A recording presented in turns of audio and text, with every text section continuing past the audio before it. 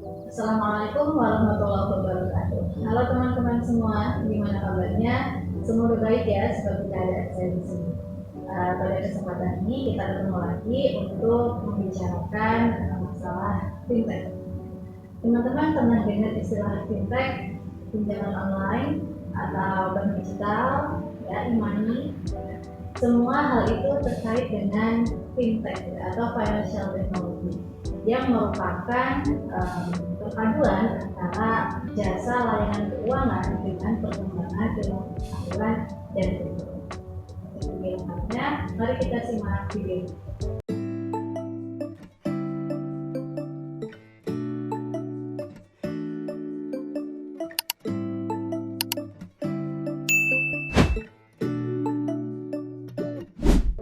Tahukah teman-teman bahwa negara kita, Indonesia, adalah negara dengan pangsa pasar financial technology terbesar ke-6 ya, dari seluruh negara-negara anggota Organisasi Kerjasama Islam atau lebih dikenal dengan OKI. Ya.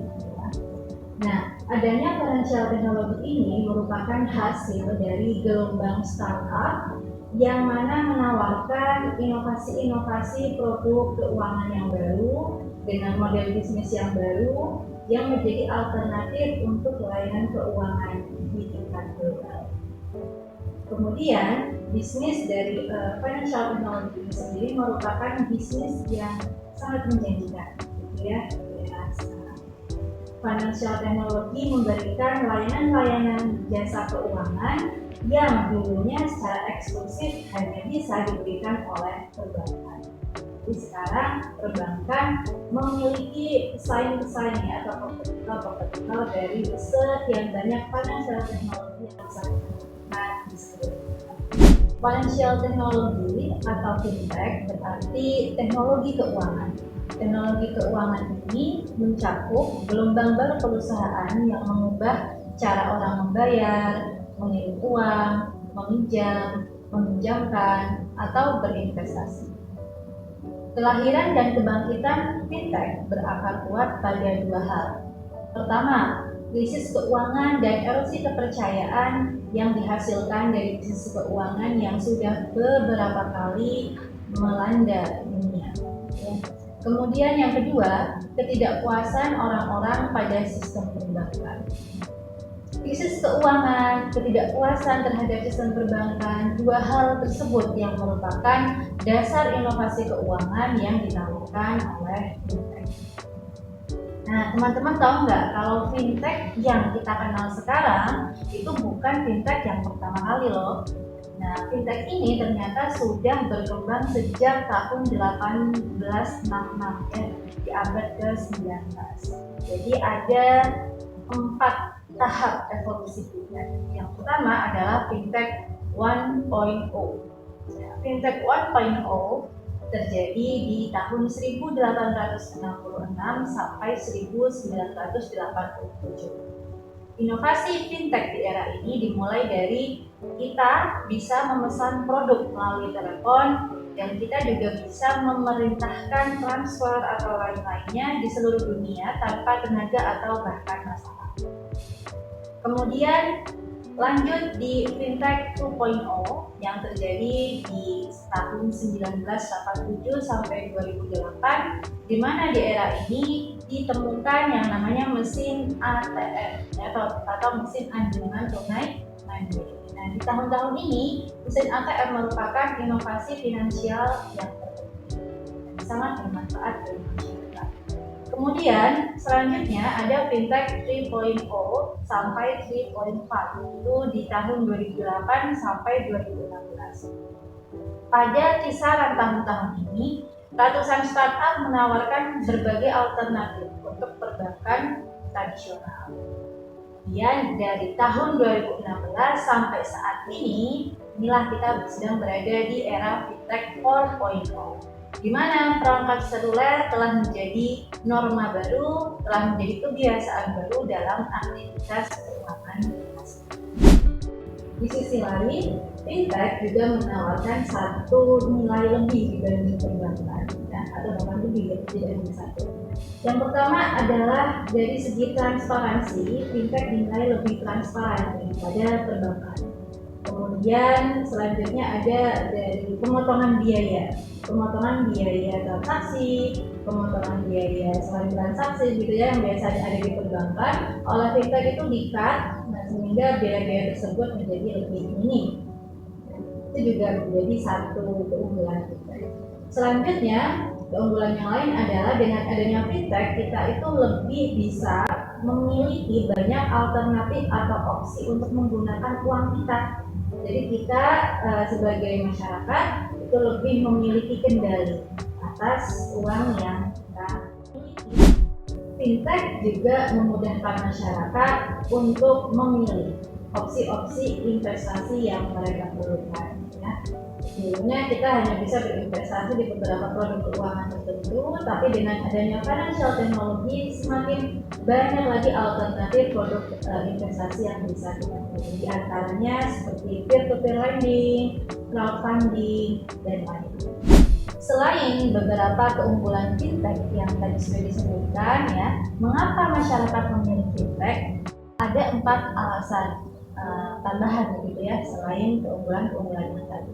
Yang pertama, perbankan itu terikat aturan yang ketat, sementara fintech ya itu lebih fleksibel. Kemudian keterbatasan industri perbankan dalam melayani masyarakat di daerah tertentu. Jadi kantor perbankan ya itu tidak secara merata ada di seluruh daerah di Indonesia terutama ya, yang mana Indonesia ini masih memiliki daerah-daerah yang tertinggal dan terpencil dan terpencil.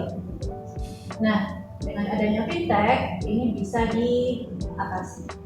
Kemudian yang ketiga, alternatif pembiayaan yang lebih demokratis dan transparan. Jadi ya, keunggulan transparansi yang dimiliki fintech. Kemudian biaya layanan keuangan yang efisien dan menjangkau masyarakat luas.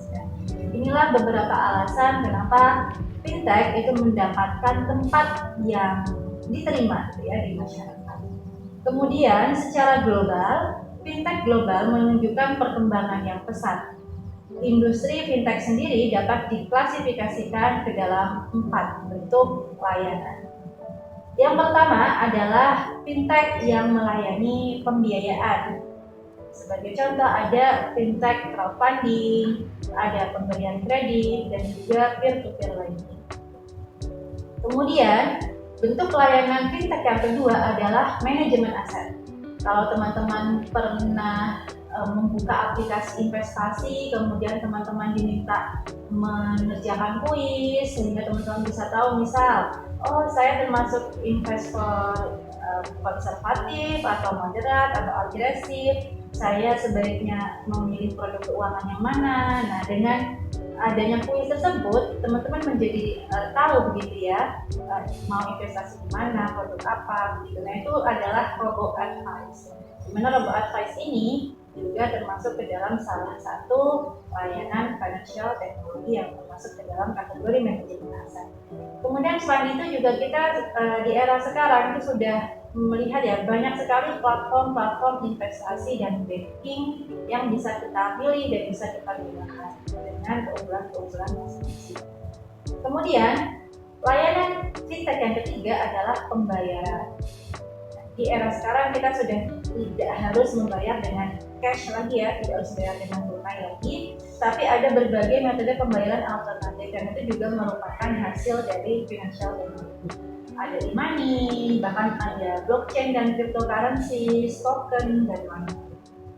Kemudian yang keempat adalah fungsi-fungsi fintech yang lainnya seperti asuransi, mesin pencari dan komparasi. Contohnya kalau mau beli produk asuransi A atau B begitu ya, bingung, nah, kemudian fintech itu menyediakan pelayanan untuk komparasi sehingga membantu kita, memudahkan kita untuk menentukan pilihan kita saat membeli produk investasi. Oke, nah mengenai financial technology tadi sudah kita bahas ya dan kita pelajari. Sekarang apakah ada fintech syariah? Ada ya. Nah, apa perbedaannya fintech syariah dengan fintech yang bukan syariah atau fintech biasa? Nah, menurut fatwa DSN MUI, fintech syariah merupakan jasa layanan keuangan yang membantu mempertemukan calon-calon investor ya dengan para peminjam yang akan melakukan akad transaksi melalui aplikasi-aplikasi atau melalui sistem-sistem elektronik dengan menggunakan jaringan internet. Nah, tapi di sini ya di Fatwa DSN MUI berarti baru dijelaskan fintech syariah dengan layanan pembiayaan, gitu ya. Tapi di sisi lain, fintech syariah secara umum ya berarti fintech yang menawarkan 4 jasa layanan yang tadi kita bahas sebelumnya ya.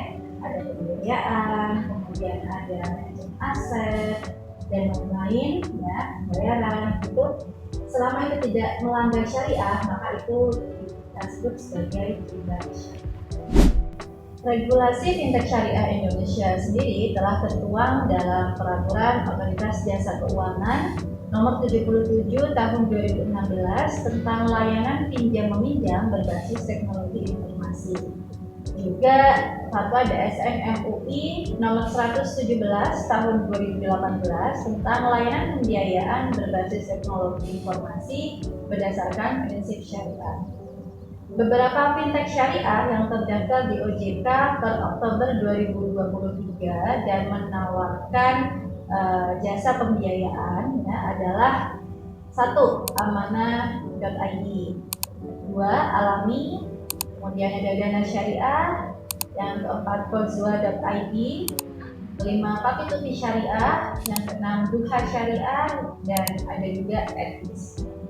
Ketujuh fintech syariah yang terdaftar di OJK per Oktober 2023 ini termasuk ke dalam kategori fintech pembiayaan. Kenapa? Karena menawarkan jasa peer-to-peer lending atau crowdfunding yang sesuai dengan syariah. Dengan adanya fintech syariah yang tadi sudah disebut, maka akan bertemulah para peminjam dengan orang-orang yang kelebihan uang dan ingin meminjamkan langsung kepada para peminjam tersebut. Biasanya sih di sini yang meminjam adalah UMKM gitu ya, atau ada juga jasa-jasa untuk pembangunan perumahan dan lain-lain. Kemudian untuk jasa layanan fintech syariah yang lainnya ada dari segi manajemen aset ya. Fintech syariah yang menawarkan layanan manajemen aset yang tentunya bisa kita temukan di dunia investasi saham.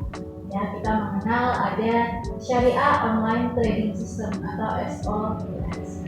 Dengan adanya SOTS ini, ya masyarakat bisa membeli produk-produk saham yang jelas syariah begitu ya, tanpa harus ada pilihan lain dari yang konvensional. Jadi kalau sudah masuk SOTS itu sudah langsung diberikan yang syariah. Kalau mau beli yang tidak syariah ya nggak bisa gitu ya. Itu kelebihan SOTS diberikan online trading system yang tidak syariah.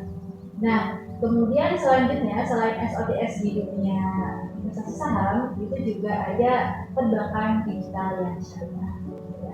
Nah, bank digital ini berbeda dengan bank tradisional pada umumnya ya, dimana kalau di bank tradisional itu kita mengenal ada kantornya, ada bangunannya. Tapi kalau di bank digital, kalau kita tanya kantornya di mana, ada kantor cabangnya atau tidak, ya tidak ada. Kemudian juga bank digital, mulai dari kita membuka akun sampai kemudian kita transfer ini tuh rata kita membutuhkan layanan customer service, semua dilaksanakan secara virtual.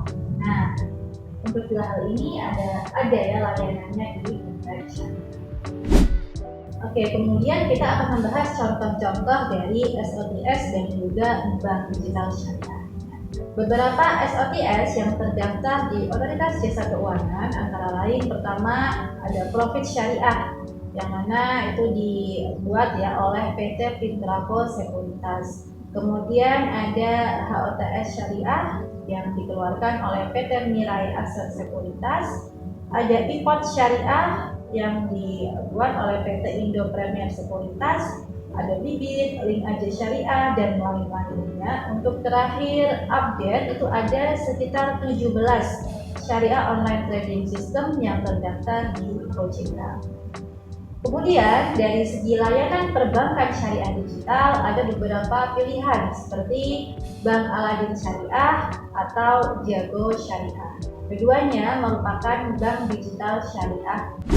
Baik teman-teman sekalian, itu dia pembahasan mengenai Islamic Fintech ya, mengenai fintech syariah yang kita pelajari pada episode ini. Semoga bisa bermanfaat untuk teman-teman semuanya ya. Kemudian untuk pembahasan mengenai keuangan syariah yang lain bisa teman-teman saksikan di video-video saya yang lainnya. Semoga bisa menambah wawasan kita semua dan semoga kita bisa mengamalkannya dengan ikut berkontribusi dalam transaksi di fintech syariah. Terima kasih, kita akhiri. Wassalamualaikum warahmatullahi wabarakatuh.